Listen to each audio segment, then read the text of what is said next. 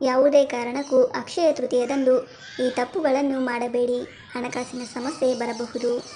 Hindu calendar ಪ್ರಕಾರ ಅಕ್ಷಯ ತೃತೀಯವನ್ನು ವೈಶಾಖ ಮಾಸದ ಶುಕ್ಲ ಪಕ್ಷದ ತೃತೀಯ ತಿಥಿಯೆಂದು ಆಚರಿಸಲಾಗುತ್ತದೆ.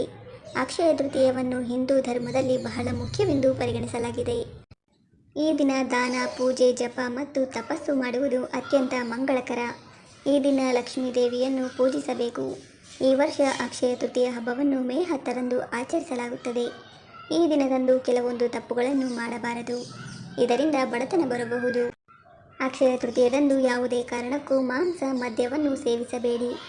ಅಕ್ಷಯ ತೃತೀಯದಂದು ಮಸಾಲೆಯುಕ್ತ ಆಹಾರವನ್ನು ಸೇವಿಸಬಾರದು. ಮಾಂಸ ಮತ್ತು ಮದ್ಯ ಸೇವಿಸುವುದನ್ನು ಕೂಡ ನಿಷೇಧಿಸಲಾಗಿದೆ. ಇದು ಅಶುಭ ಪರಿಣಾಮಗಳಿಗೆ ಕಾರಣವಾಗಬಹುದು.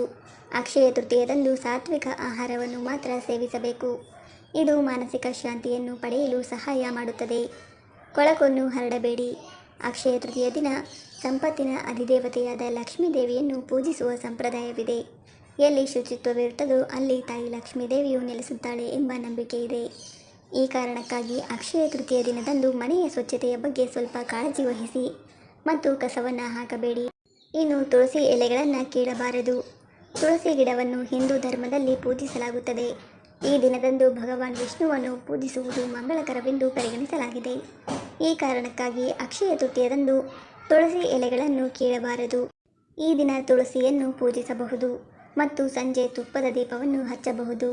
ಅಷ್ಟೇ ಅಲ್ಲ, ಅಕ್ಷಯ ತೃತೀಯದ ದಿನ ಜೂಜು, ಕಳ್ಳತನ, ದರೋಡೆ, ಜೂಜಾಟ, ಸುಳ್ಳು ಹೇಳುವುದು ಮುಂತಾದ ಯಾವುದೇ ದುಷ್ಕೃತ್ಯಗಳಲ್ಲಿ ತೊಡಗಬಾರದು. ಇದರಿಂದ ತಾಯಿ ಲಕ್ಷ್ಮೀ ದೇವಿಯು ಕೋಪಗೊಳ್ಳುತ್ತಾಳೆ. ಇನ್ನು ಸಾಲ ಮಾಡಬಾರದು.